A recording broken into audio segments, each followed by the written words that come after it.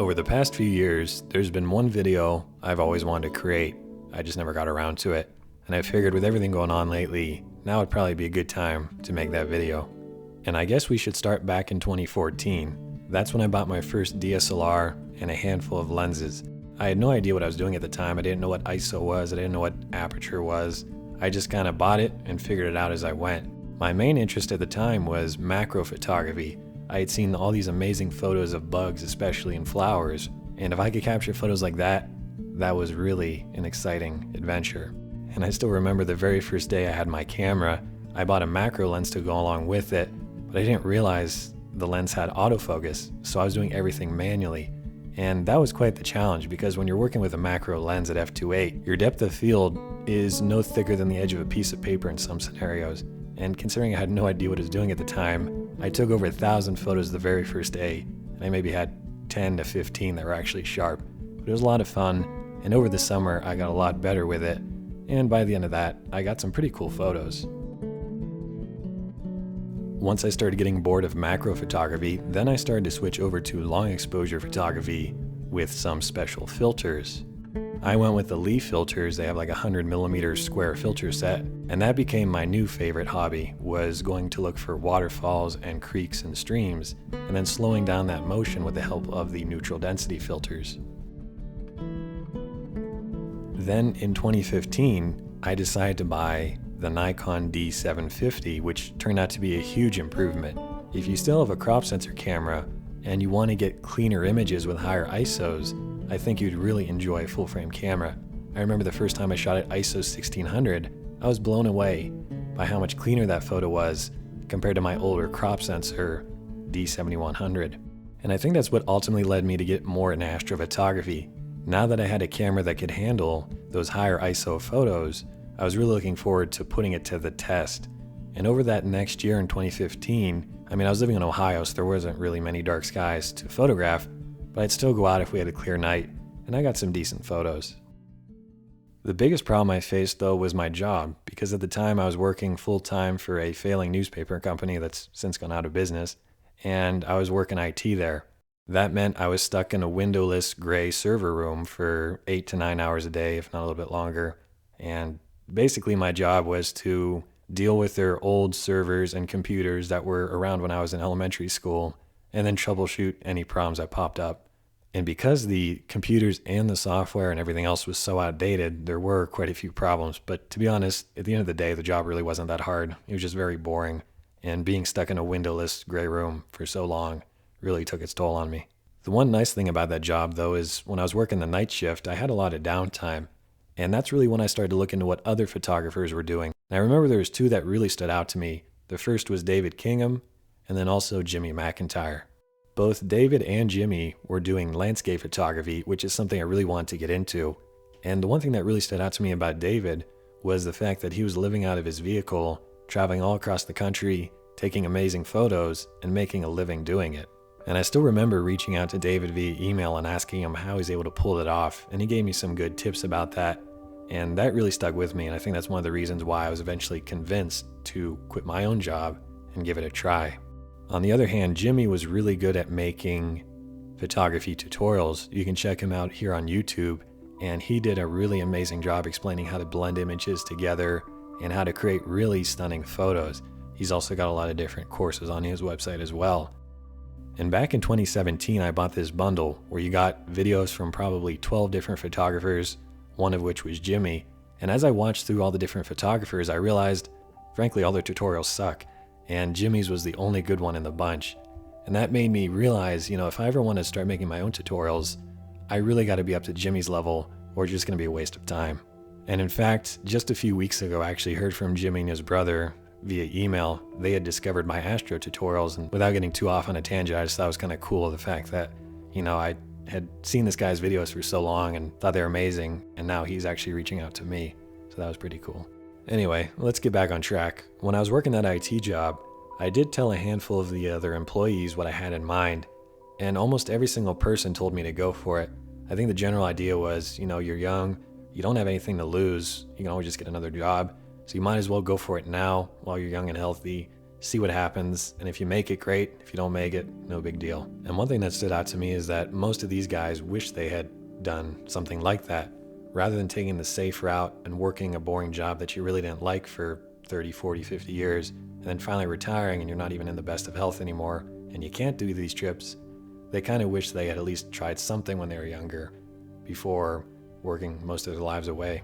So by early 2016, I had officially decided to quit my job, and then at that point, I just needed to work long enough to save up enough money, because when I quit my job, I wanted to have at least enough funds to last for 6 months living out of my car, and that's what I did. I saved up about $25,000, and then by June of 2016, I put in my 2 weeks, packed up my car, and I was driving a little Chevy Malibu at the time. It was not exactly a comfortable experience, but I was still able to pull it off. I think it was late June, I finally got in the car and headed for the Rocky Mountains. From there, I spent the next 4 months driving all over the western US, from the Rockies to the Pacific Ocean, from the Canadian border all the way down to the Mexican border, and pretty much everywhere in between. And this really was an amazing journey, especially having lived in Ohio my whole life. Seeing the western US was incredible. And at the time, I wrote a bunch of blog posts, so if you're interested in actually reading what I was doing at the time, you can find that over on my website. Now, because I was so cheap and I had a fairly strict budget, I would sleep in a tent most of the trip, which is fine. I like camping. And what I would do is I'd find some nice backcountry location, park the car, set up the tent right there, and then usually have a really nice night. However, there were plenty of nights where it was not good for camping, and that meant I was sleeping in the front seat of my car, which was pretty miserable, especially considering I'm 6'3", I'm in a little Chevy Malibu, and I'm more of a stomach sleeper or side sleeper, so that didn't help anything. Another downside of living on the road is a lack of shower access. So in my case, because I was so cheap, I was not staying in hotel rooms. I would only shower maybe once a week if I was lucky, and that would usually involve me finding a random hostel somewhere where you could pay $5 or so and take a shower. And when I would tell my friends this, they would always say, just go to a truck stop. But they didn't realize I'm out in the middle of nowhere. You know, I'm in the backcountry. There's no truck stops out here. Very rarely was actually driving on the interstate. Another great way to find a shower if you're homeless is looking for campgrounds. And I had an app on my smartphone that would show me all the different campgrounds around. It would even say if they had showers or not. So generally what I would do is look for a state-run campground because those tend to have showers. Then I would go at an off hour when nobody was really there, hurry up, spend 10-15 minutes in the shower, and then get out of there before anybody even realized I was there. Sometimes I would find a really nice campground and spend, the $10 or $15 and stay there for the night. But more often than not, I didn't want to spend a penny on camping. And that's easy to do out west. There's so much BLM or national forest areas where you can go to, and it's all free dispersed camping. That's normally what I would do, and that's how I was able to save a lot of money. Another important aspect of living on the road is internet access. And one of the best things I found was going to local libraries. I ended up becoming very familiar with libraries all across the country because I could spend all day there. I can go through and edit the hundreds and hundreds of photos I was taking. I could upload them to my website, write my blog posts, and obviously just chat with friends over the internet. And while I was on these road trips, I was on a very cheap T-Mobile prepaid plan, which gave me, I think, 5 gigabytes of data a month and like 100 minutes of talk time. So that was also a problem, not to mention T-Mobile's pretty poor service out in the backcountry. And what that meant is if I'm not near a library and I'm using my data connection, if I even have one, I'm going to go through that 5 gigs fairly quickly. And that was another reason why I find myself constantly going to libraries. That way I didn't hit my data cap. So my basic routine when I was living on the road was to head out into the backcountry for 3 or 4 days at a time. That's about as long as I could go before I'd run out of food. Then I'd drive to the nearest small town, restock on groceries, spend a few days at the library, getting caught up on photo editing, and also try and get a few good meals in while I was in town. Then I'd go right back, find another new spot to check out, and this is how I slowly made my way further and further out west. One of the biggest problems with this lifestyle is that I had no way to refrigerate food in my car. So if I'm going out into the backcountry for a few days, I'm bringing bagels with me, peanut butter, Cliff Bars, and if I was feeling fancy, maybe a can of chili and some Insta mashed potatoes. Mix all up into a pot, cook it up, and that was pretty good. My favorite wilderness dinner, though, were the dehydrated backpacking meals, which are very easy to do. Just pour some boiling water in it, and you've got yourself a real nice treat at the end of the day. Despite all the different challenges I faced living out of my car and pretty much being homeless, I still loved that road trip, and it's still one of my favorite experiences I've ever done. But when it came to probably November, that's when it really started to get cold at night. And my sleeping bag was only rated for about 32, best case scenario. And if I was sleeping in the tent, that'd be a little bit warmer, oddly enough, than the car. But it got to the point where I was just too cold at night. And that's when I ultimately decided to head back to Ohio and spend the winter there. When I got back, I still had plenty of money saved up. I was so cheap when I was on the road that I didn't really use as much as I planned, and that was good. But I still didn't have enough to go back out on the road when it warmed up, and that meant I had to get another job, because at that point I still wasn't a professional photographer. I'd only brought in about $1,000 from photo prints for the entire year. Obviously that's not going to cut it. And this ultimately led to my next job, which was working at YM Camera. They were our local camera store for northeastern Ohio. They had seen my photos, they knew I was good with a camera, and I think they actually wanted me to work there at the time, and I didn't want to because, as you probably might have picked up, I'm not much of a salesman. I don't care if you subscribe, I don't care if you like the video. Same thing when I was working at the camera shop. I didn't care if they bought anything, the customers. I was just there to help them out. You know, if you're trying to do landscapes, then get this lens, don't buy this one, and you don't need this filter, it's kind of a waste of money. Things like that. It turned out to be a really good job though, because I was only experienced with Nikon cameras at the time, and now if I'm working at a camera shop, I have access to all different types of cameras, the different models, different lenses, filters, and all this other stuff. So that really helped me to become a better photographer, was working at that camera shop and getting my hands on so much new equipment. After working there for about 8 months and saving up some more money, I was anxious to get back on the road, especially considering the solar eclipse was coming up, and I had the perfect spot in mind. For this road trip though, I upgraded to a Honda CR-V, which was a nice change. I actually could fit a bed in the back, just barely, and that meant I didn't have to worry about sleeping in the front seat anymore. There was also a little bit more room for some of my camera gear. And with that, I drove back out west, and my first destination was the Wind River Range in Wyoming, which was the perfect spot to watch the solar eclipse. We got out there, backpacked in about 8 miles, and that was a really amazing experience. I know a lot of you guys saw that one as well. After the solar eclipse was finished and we hiked back out of there, then I started another road trip. This time though, I had a Skyguider Pro. I was starting to get more into astrophotography, and that was one of the focuses of this trip, was going out to dark sky locations and trying to figure out how to actually use that star tracker to take better photos. To make a long story short, again, probably around November, it started to get too cold even in the CR-V, so I decided to head back to Ohio again. I got my job back at the camera store, and I worked there for a couple more months. In 2018 though, that's really when I wanted to begin teaching. And that's, I think, when I started this YouTube channel. I made my first video was just on how to do photo stacking in Photoshop. I had a crappy mic at the time. That was my very first video. And that's really how it all started. I never intended to become a quote-unquote YouTuber. It was mainly just making a few videos for myself, honestly, because I would forget how to do these things. And if I can make the video for myself and refer back to it, somebody else could probably get some use out of it. And that ultimately led to me creating my first star tracker tutorial for the Ioptron Sky Tracker Pro. I had bought that star tracker, didn't really know how to use it, and when I tried to search for videos online, there really wasn't anything good at the time. So I said, I'm going to create my own video, and hopefully it'll help somebody else out, because there's a few little things I figured out, and maybe it'll make somebody's life easier. And surprisingly, that video went on to be very popular. A lot of people apparently enjoyed it, and that gave me the confidence to go out and create even more tutorials. In fact, one of the national photography groups reached out to me, and they wanted me to teach a workshop with them in the desert, which was a big opportunity.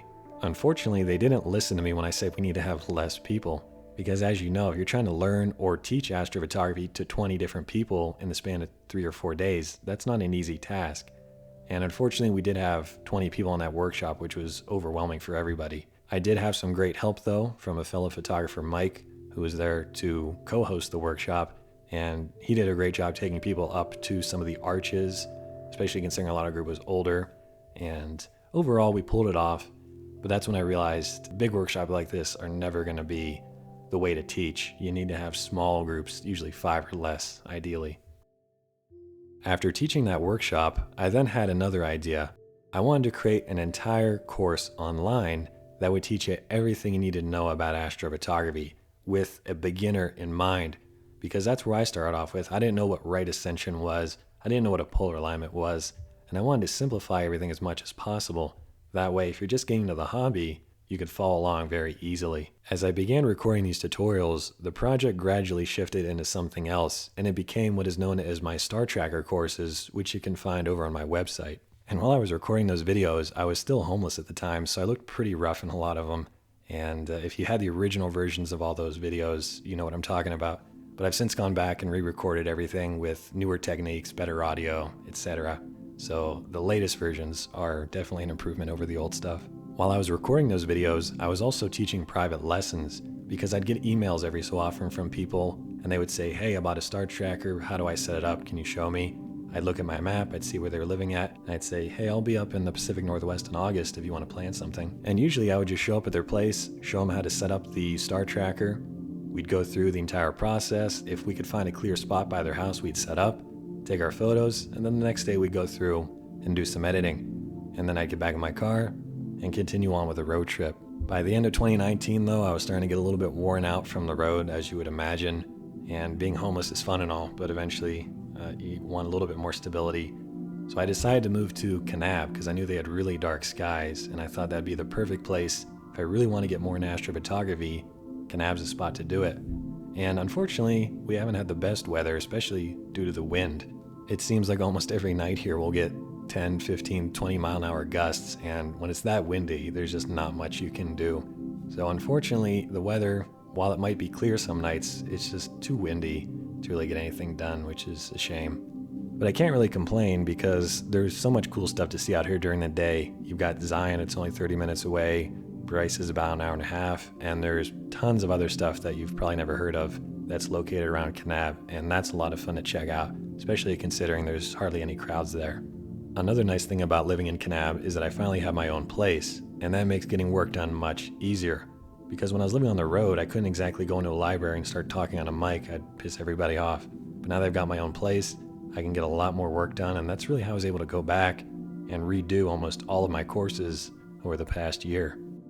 Looking ahead to 2021, I'm really not sure what I'm going to do. To be honest, I only planned to be in Kanab about 6 months, and yet it's been over a year, and I'm still here. Mainly because of the virus and the lockdowns and everything else. I didn't exactly want to pick up and move with how difficult things are right now. I'm not looking forward to the summer though if I end up staying through the summer again, because the house I'm staying in doesn't have AC and it gets up over 100 degrees during the day for most of the summer. So that was a pretty miserable experience last year. I'm not exactly keen on repeating it. On the other hand, I now have an amazing set of camera equipment for astrophotography. If you haven't seen my previous video on my 2021 plans, I recommend you go watch it. Thanks to a very generous donation, I now finally have a go-to mount, and if I have that, I might as well stick around here at least for another couple months and really put it to use in these dark skies. But that's about all I've got for you today. The main point of this video was to explain my journey, where I went from working a boring, dead-end IT job to trying to become a professional photographer. And as you've learned today, that wasn't exactly an easy journey, but it was a lot of fun. You know, I got to travel all over the country. If I got bored of a spot, I could pick up and leave. I got to see some amazing scenery, spend a lot of nights out under a dark night sky, meet some pretty cool people along the way, and a lot more. On the other hand though, I was only able to shower about once a week. I spent years sleeping in a car, which actually wasn't that bad surprisingly, and I just really never had any stability. Living out of libraries and things got old pretty quickly, especially when you're trying to get a lot of work done. Before we go, there's one last thing I want to leave you with. If you're thinking about doing a similar thing where you're going to quit your job and pursue something new, I'd recommend reading the book, The War of Art by Steven Pressfield. I read this right around the time I quit my job, and it really turned out to be true, everything he says in the book. The basic premise of the book is that everybody is gifted at something, and it doesn't have to be music or art. It could be even just repairing appliances. That's something I could never do. But somebody out there can do a great job at it, and they probably enjoy doing it as well. If your job makes you sick to go to, if you're unhappy with waking up to go to where you gotta go, it's because you ain't living in your gift. Now, that don't necessarily mean you gotta quit your job. Some people are born to be teachers, caregivers, nurses, babysitters. Those are gifts, you know what I mean? If you're living in your gift, you cool. It's just if you ain't. If you fry chicken better than everybody else, you should be somewhere frying chicken, man. You doing anything. If you fix cars, you work with your hands. You're supposed to be working with your hands. You do anything else, when that alarm clock go off in the morning, you ain't gonna like it. Bishop Jake said this. He said, I would hate to die and never do the thing I was born to do. You should look into that before you mess around and check out of here. You should just look into it. So if you're stuck working a job you absolutely hate, or maybe it's not even the job, maybe just things are not going well for you in general, start thinking about what you're naturally talented at, and then start pursuing it. And if you give it everything you have, I guarantee things will start to work out better for you, because we're all here to do something, and once you identify that and pursue it, you'll be on the right track. Just keep in mind this is not going to be an easy journey. You're going to face a lot of challenges along the way, and you're going to have to sacrifice a lot.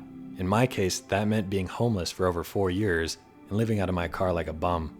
I was showering once a week, I wasn't getting the best nutrition, I lost all my muscle mass and a little bit of weight as well. I didn't have much to begin with. I've got a lot of white hair now, and a lot of it's starting to fall out. So it definitely took its toll on me. I had to start my business from scratch. I never took a business class, I never took a photography class, and yet I've been able to build a fairly successful astrophotography business from doing this. Of course, I realize times are tough right now for everybody, and if you're lucky enough to still have a job, you're probably not eager to quit it. That worked out for me, but times change and everybody has their own path to follow. So start thinking about what you're naturally talented at, and at the very least pursue it in your free time and see where that takes you.